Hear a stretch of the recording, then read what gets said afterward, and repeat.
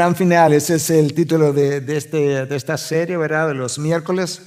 Yo quisiera en el día de hoy poder, ¿cuál es la palabra? Poder darle continuidad a donde nos quedamos la última vez. Yo creo que la última gráfica que yo enseñé la semana pasada tenía que ver con Romanos 11, donde yo mostraba que Dios no ha terminado con Israel y hablaba de que la palabra de Dios nos deja ver en Romanos 11 que Dios espera poder tomar las ramas que fueron desgajadas en su momento del olivo y volverla a injertar. Es el vocabulario que Romanos 11 usa, y entonces habla hacia el versículo 25-26 de que cuando la totalidad de los gentiles haya entrado al reino, a la salvación, entonces todo Israel será salvo.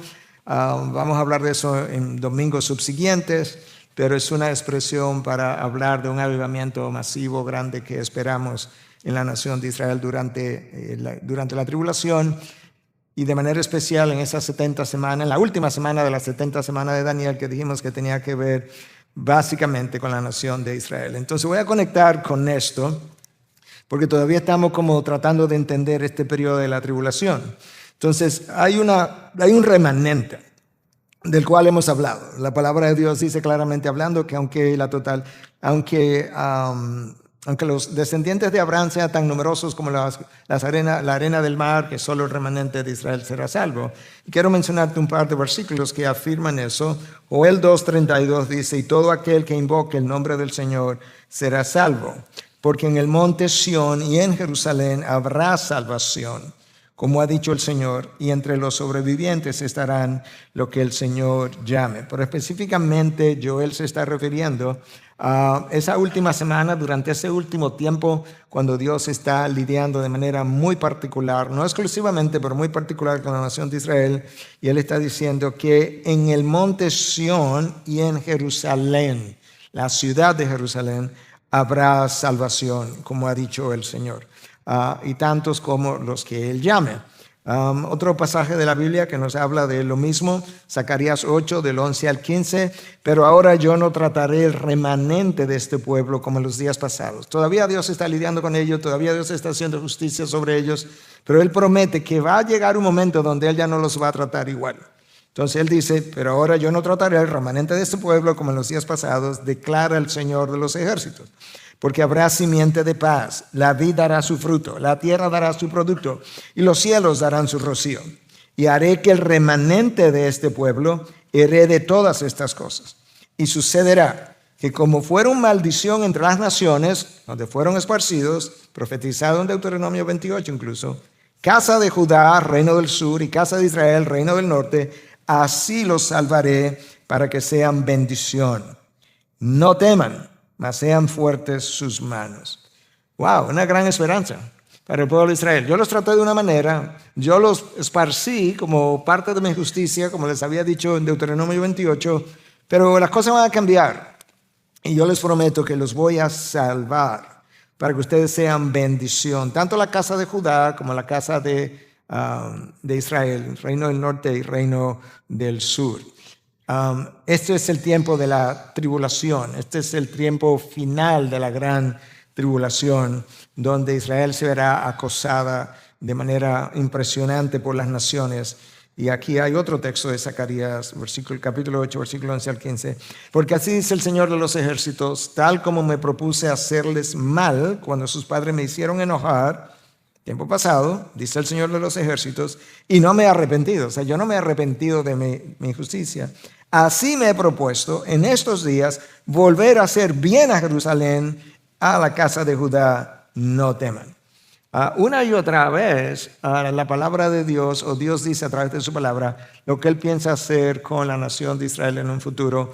No veo cómo interpretar múltiples pasajes de otra forma que no sea: Dios no ha terminado con el remanente de Israel, tiene promesa para Israel, admite que los enjuició y los castigó severamente, y al mismo tiempo promete que los bendecirá grandemente. Al final de la clase anterior, alguien me preguntó, ¿verdad?, que habiendo lidiado con la profecía de Daniel, las 70 semanas, y sobre todo la última semana de las 70, donde yo decía que básicamente hacía referencia a cómo Dios estaba lidiando con la nación de Israel. Alguien me preguntó acerca pero no se supone que antes de la venida del Señor habrá señales que todo el mundo verá. Entonces yo no tengo el tiempo, ¿verdad?, para lidiar con todo el libro de Apocalipsis porque nos pasaríamos un año. Y eso no es hiperbólico. Nosotros hicimos eso en la Sarasota y pasamos un año, miércoles por miércoles, viendo el libro de Apocalipsis. Pero esa no es la intención. Yo simplemente quiero darte como una vista panorámica de señales globales, cósmicas, que tendrán lugar y que no solamente tienen que ver con la nación de Israel, sino que Dios está juzgando toda la tierra. Entonces, cuando tú llegas al libro de Apocalipsis, tú encuentras que hay, en dicho libro hay 7 sellos. Y aparte de las 7 sellos hay 7 trompetas. Y luego están de las trompetas, están los juicios de las copas. Yo no voy a tomar esta noche y dar detalle de cada una de esas cosas, pero me voy a limitar a los sellos. Porque recuerda que en Apocalipsis 4, en Apocalipsis 5, hay uno que está sentado en el trono, se supone que es Dios Padre, que tiene un rollo, y entonces Juan está ahí y él está preguntándose, o oye a un ángel preguntando quién es digno de abrir el rollo, ¿verdad?, y romper sus 7 sellos, y él está llorando porque no se había encontrado nadie digno de que pudiera romper los 7 sellos, y de repente él escucha la voz de otro ángel que dice, Juan, para de llorar. Y entonces se refiere al Cordero, al Hijo de David, a la raíz de David, al Cordero de Dios. Él es digno de abrir el rollo y romper los 7 sellos. Entonces yo brevemente voy a describir, en una frase quizás, con la excepción de uno de los sellos que voy a hacer un poquito más amplio, qué ocurre cada vez que uno de estos sellos es abierto. Porque cada sello trae consigo una nueva ola de juicios sobre la tierra. Esos sellos tú los puedes encontrar en Apocalipsis 6, del 1 al 17, y luego en Apocalipsis 8, del 1 al 5. Entonces, cada sello es un nuevo juicio. Cuando esos sellos terminan, vienen los juicios de las trompetas y los juicios de las copas, pero no voy a llegar ahí hoy. Entonces, el primer sello es abierto. Y ahí entonces el anticristo es revelado. Apocalipsis 6, 1 y 2. Tú puedes seguir leyendo, pero tú lees los primeros versículos con la apertura la rotura del primer sello, y ahí el anticristo es presentado. Hemos hablado ya de él en otra ocasión, pero estoy dando una idea ahora del contexto de Apocalipsis. El segundo sello, recuerda, cada uno de estos sellos lo abre el Cordero de Dios, que fue inmolado. Está ya una gran guerra en la tierra. Apocalipsis 6, 3 y 4. Una enorme guerra, donde la tierra entera prácticamente está involucrada de una u otra manera. Ese sello, ese juicio termina y luego entonces viene una gran hambruna. Versículos 5 y 6 de Apocalipsis 6. Como que tiene sentido que si la tierra entera está involucrada en guerra, lo próximo que ven es una hambruna. ¿Quién estaba cosechando? ¿Quién estaba cultivando? ¿Quién estaba a cargo de la agricultura? ¿Quién estaba a cargo de los campos? Entonces viene una gran hambruna para toda la tierra. Cuarto sello, una cuarta parte de la población de la tierra muere. Por espada, guerra, por hambre, acabamos de pasar la hambruna, por pestilencia y por fieras de la tierra. De alguna manera, yo me imagino que las fieras de la tierra han salido de su lugar en medio de esta conmoción que ellas mismas están viviendo y quizás en la hambruna, yo estoy especulando ahora, pero quizás han invadido ciudades, tratando de encontrar qué comer, quizás. Entonces, eso es con el cuarto sello y quizás eso explique la gran cantidad de gente que morirá. Espada, hambre, pestilencia, fieras. Quinto sello revela quiénes serán martirizados por su fe en Cristo durante la tribulación. Durante la tribulación hay gente que cree, pero mucha de esa gente que cree morirá por su fe, porque hay una persecución contra el pueblo judío, pero también contra los cristianos. Y de esos mártires de la tribulación te habla Apocalipsis 6, de 9 al 11, donde hay una pregunta, ¿verdad? Que ¿quiénes son estos que están con batas blancas? Y entonces la respuesta es, son los que han salido de la gran tribulación y que no han sido marcados, ¿verdad? Por el sello de la bestia o aquellos que han dado su vida justamente por su fe. Pero Cristo habló de esto en Mateo 24, 9, en el gran discurso del Monte de los Olivos. El sexto sello, tengo un párrafo un poco más extenso porque así está en la palabra, con un poco más de descripción. Y está en Apocalipsis capítulo 6, versículos 16 y 17. Entonces este sello abre con un terremoto devastador.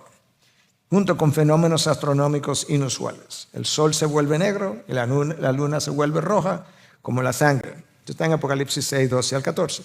Los sobrevivientes del sexto sello, independientemente de su posición social, se refugian en cuevas y claman a las montañas y a las rocas: caed sobre nosotros y escondednos del rostro de aquel que está sentado en el trono y de la ira del Cordero, porque el gran día de su ira ha llegado, y ¿quién podrá sostenerse en pie? La situación es tal, la gente está tan desesperada, tan angustiada, que el texto de Apocalipsis, yo básicamente te construí un párrafo ahí como que describe lo que Apocalipsis dice, pero la gente se meterá en cuevas y le pedirá a las cuevas, como preferimos que nos caigan encima y nos maten y acabemos con esto. Y eso va a ocurrir con gente de todo nivel social. Por eso que el párrafo lo tiene de la manera como lo tiene. Apocalipsis 6, versículos 16 y 17. Y el último sello dice que hubo silencio en el cielo como por media hora. Es Apocalipsis 8, versículo 1. El silencio se debe a la severidad de los juicios. Es como, ¿te imaginas? ¿Te imaginas vivir a través de esos sellos? Y todavía nos quedan los juicios de las copas, y todavía nos quedan los juicios de las trompetas.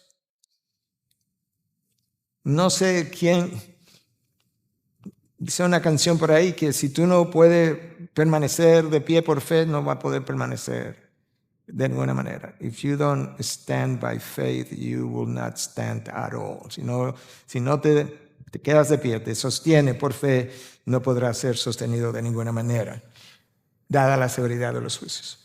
Entonces eso como que describe a grandes rasgos. Recuerda que estamos tratando de entender el gran final y no el libro de Apocalipsis completo, y es por eso que estamos haciendo como algo panorámico.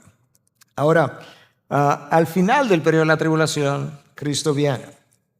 Pero en gran medida la misma tribulación nos va llevando a convencernos de que su venida está cerca, de que su segunda venida está cerca. Y lo que quiero hacer en el tiempo que nos queda, no sé si terminaré esta parte, pero quizás sí, es poder hablar un poco de la inminencia del retorno de Cristo. La inminencia del retorno de Cristo, básicamente lo que enseña como doctrina es que Cristo puede venir cualquier día, cualquier hora. Puede venir incluso ahora. Eso es una posibilidad. La iglesia primitiva creyó eso. Los pasajes de la palabra de Dios nos animan a creer de esa forma también. Y uno de los documentos más famosos y quizás de más fuerza es algo, no sé si yo tengo algo por aquí, es posible. Bueno, no sé, pero el Didache, que es como se llama, es un documento que probablemente se escribió hacia el final del primer siglo. Algunos piensan que quizá al comienzo del segundo siglo. Pero la mayoría piensa que en los primeros 100 años, hacia el final de eso. Lo que implica que esa gente que escribió este texto, Didache, que es básicamente la enseñanza de los apóstoles, ellos pasaron por la destrucción de Jerusalén en el año 70. Ellos entendían, después de haber pasado por la destrucción de Jerusalén en el año 70, que la venida de Cristo era todavía futura. Yo menciono eso porque hay un grupo de personas conocidas como los preteristas que dicen que en el año 70, con la destrucción de Jerusalén, que Cristo también vino en ese momento. No, esta gente que pasó por el año 70 todavía creía que la venida del Señor era futura, y quizás me encuentro con algo del Didache por ahí todavía.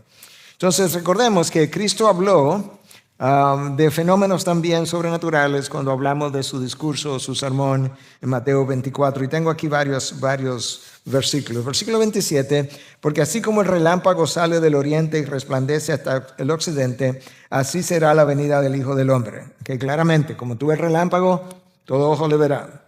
Versículo 29, pero inmediatamente después de la tribulación de esos días, el sol se oscurecerá, leímos eso en Apocalipsis, cuando te lo leí hace unos minutos atrás, la luna no dará su luz, las estrellas caerán del cielo y las potencias de los cielos serán sacudidas. Entonces aparecerá en el cielo la señal del Hijo del Hombre, y todas las tribus de la tierra harán duelo, y verán al Hijo del Hombre que viene sobre las nubes del cielo con poder y gran gloria. Uno lee esto, este tipo de cosas que estamos leyendo ahora, pero igual los 7 sellos que acabo de leer, y uno dice, pero ¿será posible que los juicios tengan que ser tan severos?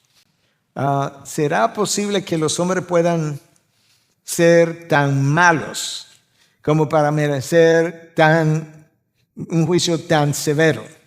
Y yo lo voy a ilustrar de esta manera. Yo creo que esta es la quinta vez que del domingo o lunes para acá yo hablo de esto, literalmente hablando.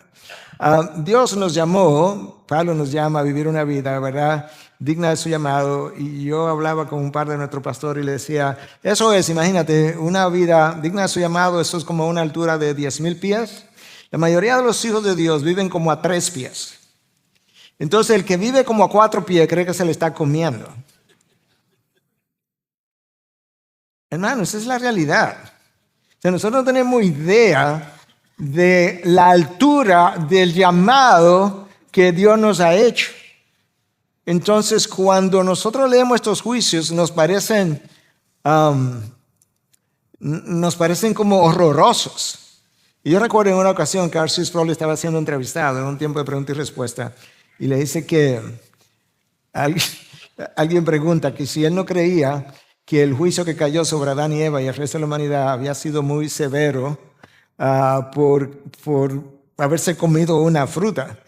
Y R.C. Sproul como que se recoge y dice que si el juicio fue muy severo, esta criatura del polvo tiene la osadía de desafiar la autoridad del Dios del cielo y la tierra, y tú me preguntas que si el juicio fue muy severo, ¿cuál es tu problema?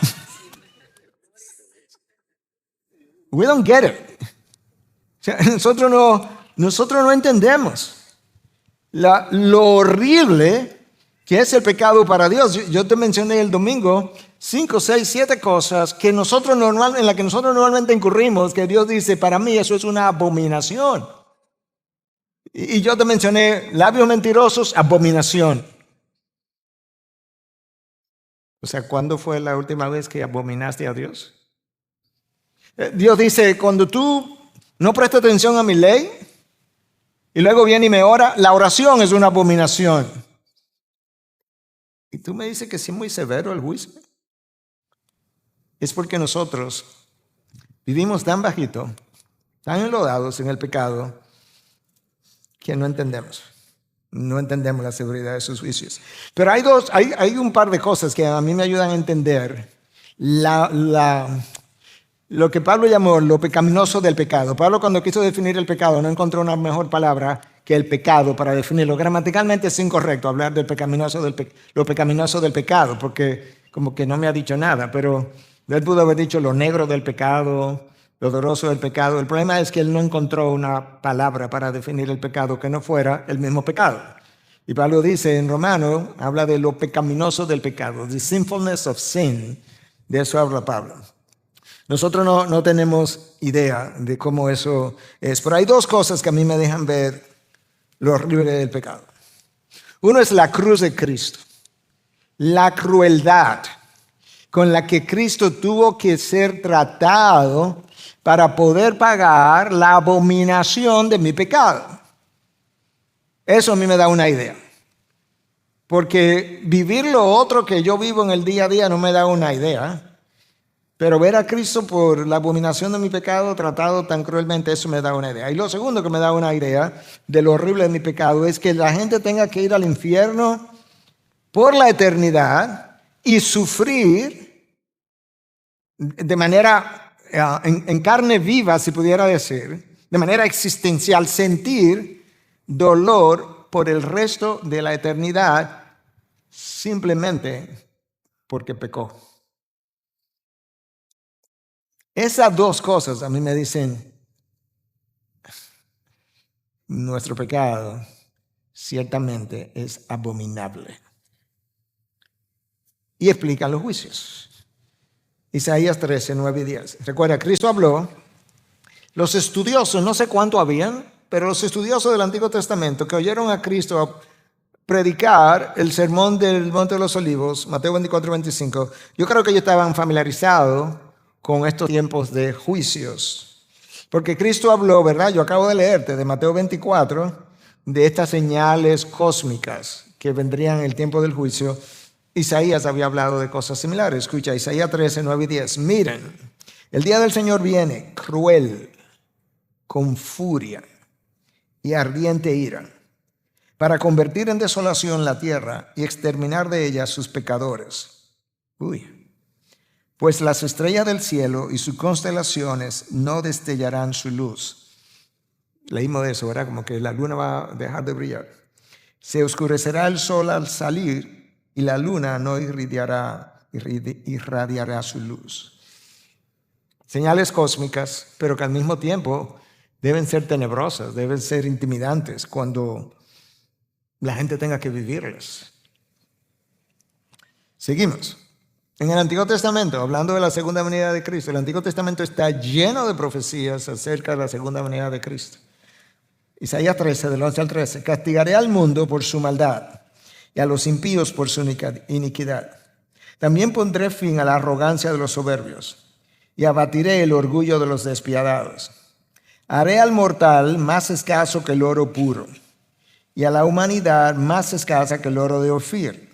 Tú sabes lo que eso significa. Haber mucha muerte. Por tanto, haré estremecer los cielos y la tierra será removida de su lugar ante la furia del Señor de los ejércitos en el día de su ardiente ira. Yo no sé si el vocabulario a ti te provoca lo que a mí me provoca, pero está hablando de una furia. Está hablando de que será algo cruel. El mismo Señor está describiendo el desbordamiento de su ira contra el pecado.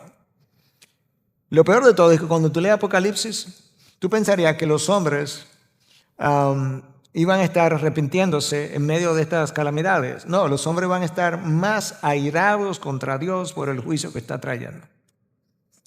Es como el hijo que cuando recibe el castigo de su padre o de su madre, sobre todo en el pasado, cuando se usaban las correas, y que él está pensando que Dios te maldiga, ojalá te muera. Yo oí frases así. Es más o menos como eso, lo que el hombre va a estar pensando. Seguimos hablando de estas señales en los cielos, ¿verdad? Joel 2, 30, 31, haré prodigios en el cielo y en la tierra, sangre, fuego y columnas de humo. El sol se convertirá en tinieblas y la luna en sangre antes que venga el día del Señor grande y terrible. O sea, estas señales cósmicas, si estamos vivos, yo espero que estemos vivos, pero en el cielo, no aquí abajo. Cuando aparezcan, dice el Señor, está cerca, porque es antes que venga el día del Señor grande y terrible. Joel 3:15, el sol y la luna se oscurecen y las estrellas pierden su resplandor. Es más de lo mismo, pero la única razón por la que yo estoy sonando repetitivo al leer este tipo de cosas es porque yo quiero que tú veas que no es un profeta, no es un pasaje, es que son múltiples profetas y son múltiples pasajes. Y la razón yo creo por la que Dios ha hecho eso es porque Él sabe lo incrédulo que somos. Y cuando tú tienes un pasaje, en nuestra incredulidad le buscamos una explicación y decimos, no, pero eso no es así, esto es lo que significa tal cosa. Sí, pero y este otro pasaje, bueno, y este otro pasaje, y este otro pasaje. Y como que llega un momento donde tú y yo debiéramos decir, no, ya me convenciste. Entonces eso es como la idea. Y de hecho, ni siquiera estoy trayendo todos los pasajes que hablan de cosas parecidas. Mira Isaías 34, del 1 al 5. Acérquense naciones para huir y escuchen pueblos. Oiga la tierra y cuanto hay en ella, el mundo y todo lo que de él brota. Porque el enojo del Señor es contra todas las naciones. Todas. Y su furor, yo estoy oyendo el lenguaje, la furia, el furor, la ira y su furor contra todos sus ejércitos. Las ha destruido por completo a las naciones, las ha entregado a la matanza. Sus muertos serán arrojados, de sus cadáveres subirá el hedor y las montañas serán empapadas con su sangre. Wow. Yo asumo que en las montañas se está peleando, yo asumo que en las montañas hay gente que está huyendo, tratando de ocultarse, y a eso que se refiere cuando dice que las montañas serán empapadas con su sangre. Habrá mucha muerte, pero ¿por qué? Bueno, quizás gente corriendo, que gente huyendo, quizás gente buscando una cueva donde meterse, quizás a eso que se está refiriendo. continúo, ¿verdad?, con más pasajes. Eventualmente nosotros queremos publicar este libro y obviamente no será un pasaje tras otro, tras otro, tras otro, sino que habrá explicación, exposición, una serie de cosas. Pero por ahora, si tenemos un tiempo más o menos limitado que hemos calculado para este curso, lo que queremos es como darle una vista panorámica y ver pasajes que apoyan otros pasajes.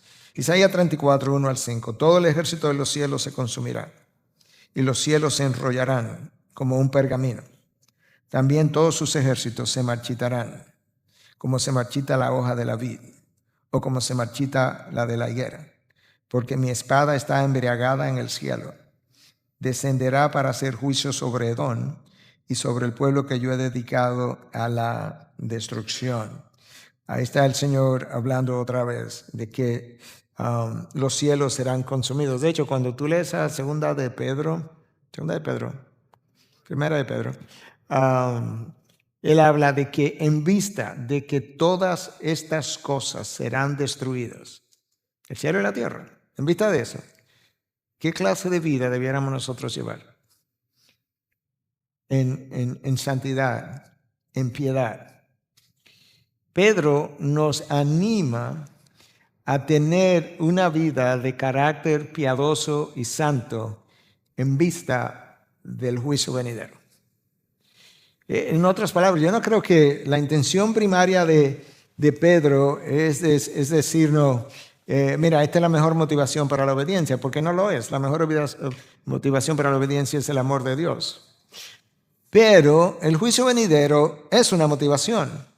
Pero yo creo que cuando Pedro me dice, en vista del juicio venidero tan severo, vive en santa piedad y en santidad, yo creo que en parte él me está ayudando a entender, oye una cosa, el pecado es horrible. Es tan horrible que es lo que explica el juicio venidero. Entonces entiende ahora que debe vivir en santidad porque lo otro es horrible y digno del juicio venidero. Recuerda que Dios lo va a destruir todo. ¿Tú te imaginas? Y luego la gente se pregunta que si no fue muy severo el juicio porque ellos le dieron una mordida a la manzana o a la fruta, mejor dicho. ¿En serio? O sea, Dios hizo un planeta. El planeta es corrompido, como para hacer alusión a Arcesfol de nuevo, pero esta criatura hecha de polvo es corrompido, dañado completamente. Y tú me dices, y Dios tiene que deshacer la creación entera por estas dos, no sé ni cómo llamarle, criatura de polvo. Y tú me dices que si el juicio es muy severo. Impresionante eso. Pero eso nos da a nosotros también una idea de lo orgulloso que nosotros somos, aún en cuanto a la santidad que yo creo que tengo, que hasta me atrevo a juzgar a Dios de injusto o de irracional por ir más allá en su juicio con relación al pecado que yo merezco. Para usar una ilustración que una vez escuché, es como en ocasiones tú has visto una cucaracha como que tú vas a matarla y ella como que viene para arriba de ti y entonces obviamente tú la haces con el perdón de aquellos que tienen fobia a las cucarachas. A mí me pasó eso, yo estaba entrando en un baño público en una ocasión y salió una cucaracha del cubículo donde yo iba a entrar y entonces yo fui a matarla y cuando hice así ella me quedó adelante, o sea que ni siquiera la maté. Pero ella se metió debajo de mis zapatos y ahí yo, bueno, terminé de... Entonces, como que, imagínate eso, como que esta cucaracha se pone de cucarachosa con nosotros y tú simplemente le haces... Yo creo que el hombre a veces se pone de cucarachoso con Dios. Y se cree como que una gran cosa. Y de verdad que así es que nosotros vivimos, a 3 pies de altura. A 3 pies de altura. ¿Con quién yo hablaba hoy? Bueno, estaba estaba en una sesión de preguntas y respuestas de 6 a 7 con estudiantes del seminario y alguien me comentó algo, no me acuerdo de cuál de los héroes de la fe. Yo le dije, oye, los héroes de la fe tienen pie de barro, literalmente. Y entonces le contaba algunas cosas. Y le decía, tú sabes que la manera como Lutero pensaba acerca de los judíos no es muy bonita, ¿no? Es tan fea que yo no me atrevo ni a repetirla. Y Juan Calvino dio permiso para que a Cerveto lo mataran porque no creía en la Trinidad. ¿En serio? O sea, esos son nuestros héroes. Pero no nos gusta hablar de eso, obviamente, porque no nos gusta embarrar nuestros héroes. Pero eso te dice de lo mal que estamos. Pero no nos damos cuenta. Creemos que estamos muy bien, muy bien. En el sermón del Monte de los Olivos, Cristo habla de estas señales que precederán a su venida. Y entonces él le dice, mira, nadie sabe el día y la hora, pero ustedes deben tener una idea. Y le relata algo con lo cual ellos están muy familiarizados. Dice, mira, de la higuera aprendan la parábola. Cuando su rama ya se pone tierna y echa hojas, saben que el verano está cerca. ¿Okay? Eso es como, no sé, algunos de ustedes que quizás conocen más que yo de agricultura o de planta, dicen, en tal fecha a tal planta le salen las hojas y luego echan fruto o lo que sea. Entonces él dice con relación a la higuera, bueno, así como ustedes saben que el verano está cerca, así también ustedes, cuando vean todas estas cosas, sepan que Él está cerca, a las puertas.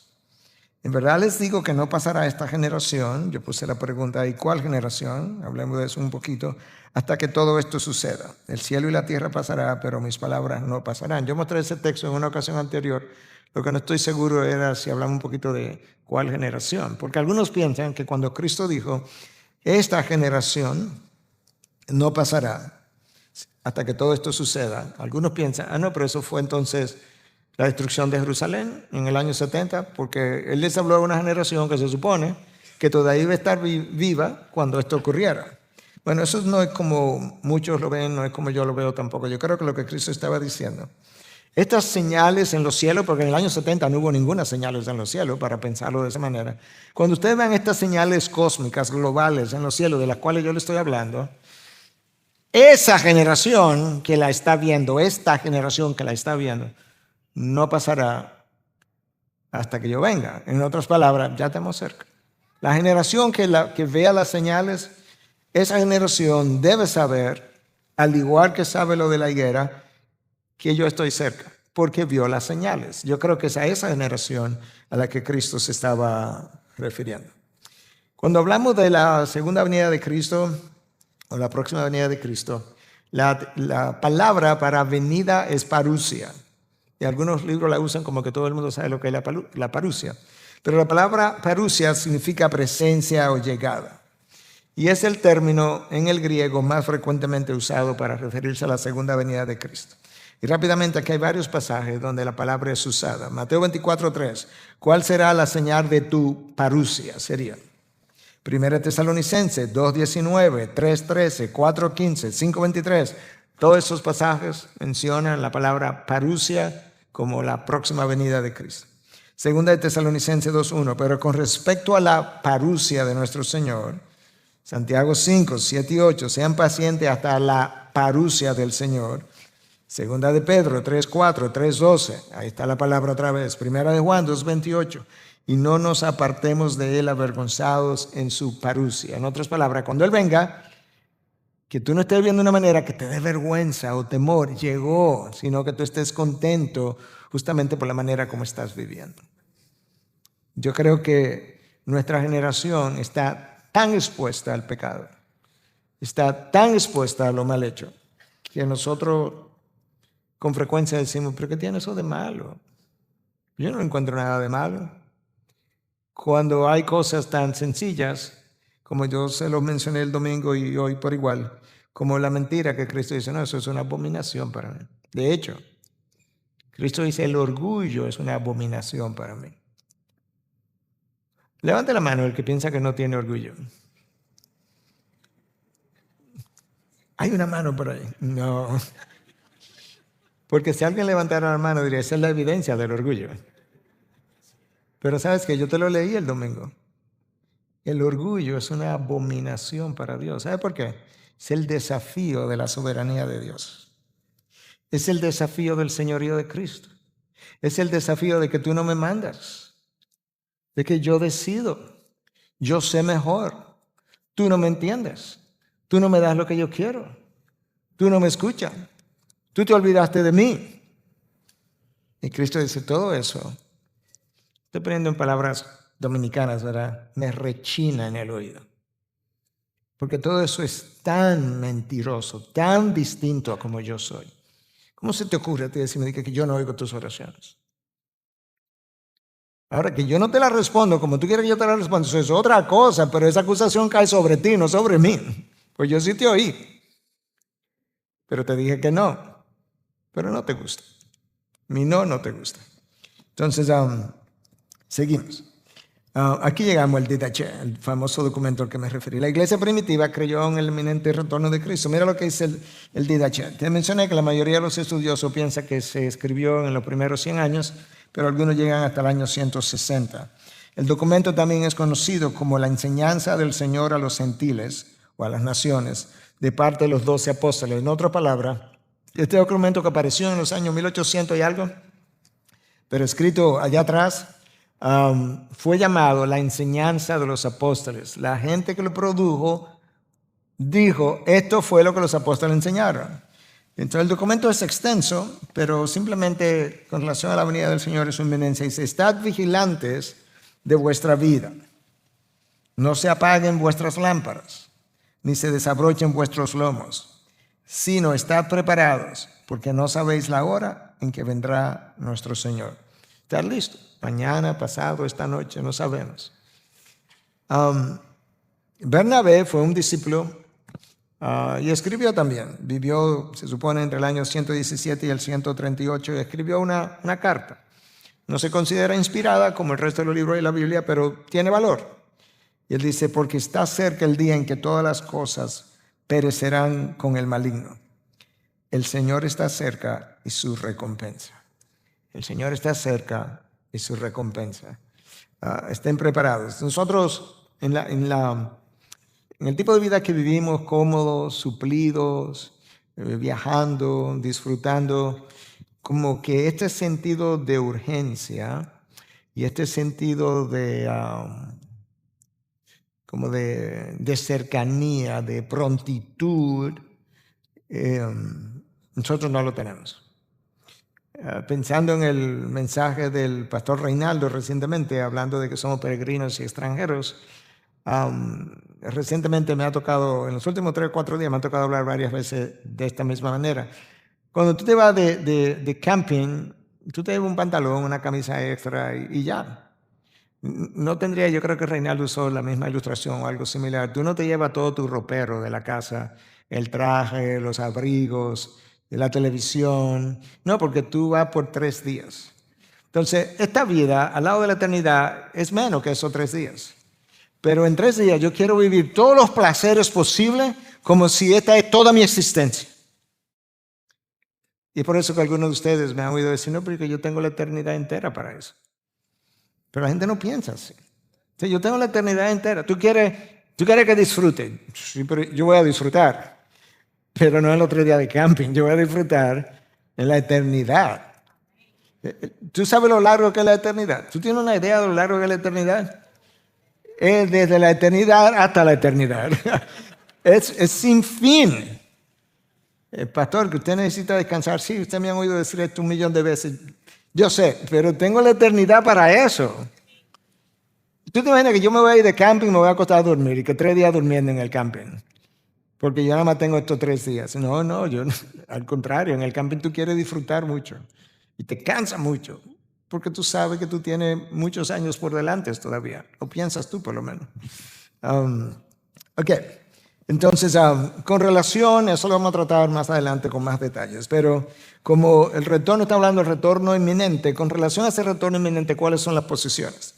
Bueno, hay una posición en la que nosotros estamos que entiende que hay un rapto y luego la tribulación, lo que implica que el próximo evento a ocurrir en esa posición es el rapto. Estamos aquí, nos fuimos. Amén, estamos de acuerdo.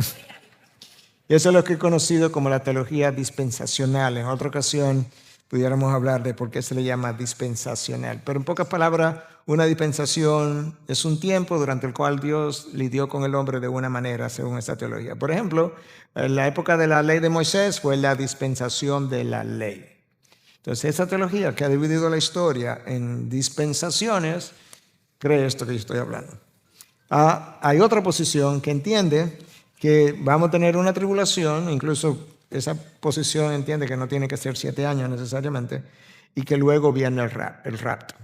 Lo que implicaría entonces que el retorno de Cristo no parece inminente, porque los últimos 7 años no han sido de tribulación. Por lo menos pienso yo. Yo no sé si tú piensas que los últimos 7 años fueron de tribulación, pero claro que no. Iríamos en coche. Entonces ellos piensan que en esa posición hay una tribulación, hay un rapto y una bajada inmediatamente a la tierra para reinar con Cristo. Eso es lo que ha sido llamado el premilenialismo histórico. En la posición anterior hay un rapto primero, hay una tribulación, Cristo retorna a la tierra, trae todo el juicio de que hablamos y entramos al milenio. Entonces ese es el milenio dispensacional, por así decirlo. Hay una posición donde hay muchos reformadores o reformados que se llama amilenialismo. En otras palabras, no hay milenio, este es el milenio, ya estamos en el milenio. Entonces, ¿cuál es el próximo evento a ocurrir? Que Cristo venga. Cristo viene, enjuicia a las naciones y ahí estamos. Y la próxima posición es el postmilenialismo, donde muchos de los puritanos estaban ahí, que es impresionante, porque los puritanos vieron que durante su época el mundo, la sociedad cambió tanto, que ellos pensaron como que el mundo iba a seguir cambiando y haciéndose cada vez más cristiano, y que cuando ya hubiera como una época de oro de cristianismo en toda la tierra, ¡pum!, viene Cristo. Pero eso está muy lejos del resto de lo que la palabra dice. El mundo va a ir de mal en peor, eso es lo que la palabra de Dios dice, desafortunadamente. Pero ese es el postmilenialismo. Ahí quedan menos personas, pero hay un grupo de personas que está ahí todavía. Ok, en Romanos 13, del 11 al 12, nosotros encontramos un énfasis acerca de la inminencia del retorno. La razón por la que estoy enfatizando la inminencia del retorno es porque esa es la razón primaria por la que yo sigo creyendo que el rapto es primero que la tribulación. Y es porque si Cristo puede venir en cualquier momento, entonces ocurre el rapto. Por ejemplo, hoy, la tribulación sigue y luego regresamos con Cristo. Eso puede ocurrir hoy. Pero si yo creo que la tribulación viene primero y después el rapto, entonces yo no puedo creer hoy que Cristo puede venir mañana, dentro de 6 meses, dentro de un año, porque yo tendría que creer que la tribulación ya la estamos viviendo, que cuando se termine somos raptados. No sé si me entendió, pero gracias, pero como la explicamos en una ocasión anterior, le explicamos hoy otra vez, y si no me entendió, cuando la suban a la página, usted la busca y vuelve y la oye. Entonces, el énfasis ahora en este texto de Romanos 13, 11 y 12, escucha, y hagan todo esto, conociendo el tiempo, que ya es hora de despertarse del sueño, porque ahora la salvación está más cerca de nosotros que cuando creíamos. Eso hace 2000 años. La noche está muy avanzada y el día se acerca. Por tanto, desechemos las obras de las tinieblas y vistámonos con las armas de la luz. Lo que Cristo está diciendo, dejemos la apatía. Consideremos la sobriedad de los tiempos, hace 2000 años. Y nos dijo eso a través de Pablo, Romanos 13. Los tiempos son sobrios. Vivamos en sobriedad. Vivamos como hijos de la luz. Entonces, la inminencia del retorno nos llama a vivir a la altura de nuestro llamado, a 10,000 pies de altura.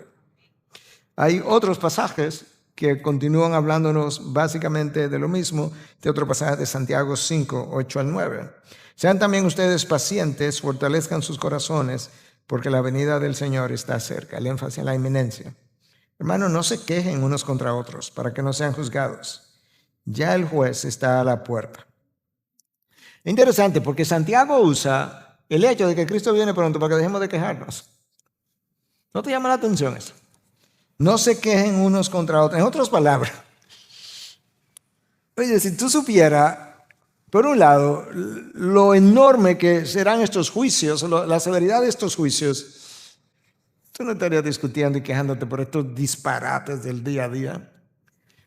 Y por otro lado, si tú supieras lo que te espera en la eternidad, yo no creo que tú estés hablando de tu disparate de todos los días, de que si la comida está caliente, que si está fría, de que si está salada, no está salada, de que si te la pusieron o tú tuviste que servírtela. Una serie de cosas que tú dices, ¿En serio? De eso que Pablo está hablando. O sea, considera la sobriedad de los tiempos. Y si lo considera, tú vas a dejar de quejarte de todos estos pequeñeces, pecadelos, como le llaman en inglés. Entonces el énfasis, ya el juez está a la puerta. ¿Cuál es el énfasis? Hay una rendición de cuentas. Hay un juicio. Escucha a Pedro ahora en 4:7 de su primera carta. El fin de todas estas cosas se acerca. Sean pues ustedes prudentes y de espíritu sobrio para la oración. Ahora Pedro me dice, en vista de que esto va a terminar, sean sobrios. Den el relajo, para ponerlo en términos dominicanos. Dejen de estar viviendo bromeando. O dejen de estar viviendo a 3 pies de altura, señores, porque ustedes no entienden la sobriedad de la vida. No entienden de qué se trata. No entienden que hay un juicio. No entiende que las obras se van a poner al descubierto, las motivaciones e intenciones del corazón. En vista de todo eso, entonces, sean más reflexivos. Hebreo 10, 24, 25. Consideremos cómo estimularnos unos a otros al amor y a las buenas obras, no dejando de congregarnos, como algunos tienen por costumbre, sino exhortándonos unos a otros y mucho más al ver que el día se acerca. Ahora, el autor de Hebreo me está diciendo, en vista de que el día se acerca, congréguense más. Cultiven la vida de comunidad. No dejen de hacerlo. Ustedes se van a necesitar unos a otros prontamente y se van a necesitar más de lo que ustedes piensan. Las cosas ahora que estamos como con las necesidades suplidas, nadie como que se necesita a nadie y nadie se congrega, pero ustedes van a tener que congregarse y volver a ser como la iglesia primitiva, donde tenían todas las cosas en común. Bueno, quizá me detengo ahí, porque ese es el llamado a congregarnos unos a otros. Y yo creo que eso es un llamado que tenemos que seguir haciendo continuamente. Y nos alegramos de que haya un grupo significativo interesado en conocer más acerca de la escatología, que muchas veces intimida mucho y que hace que la gente o se aleje o no quiera escucharlo, o mejor dicho, ay no, al final todo va a resultar como Dios quiere, o sea que ya yo voy a dejar eso. Porque esa no es la actitud ni la enseñanza a lo largo del Nuevo Testamento, ni del Antiguo Testamento. Ok, es un poco tarde, de manera que yo no sé si vamos a tener preguntas o yo voy a dar tiempo como que sea para una pregunta o dos y luego ahí cerramos, si la hay.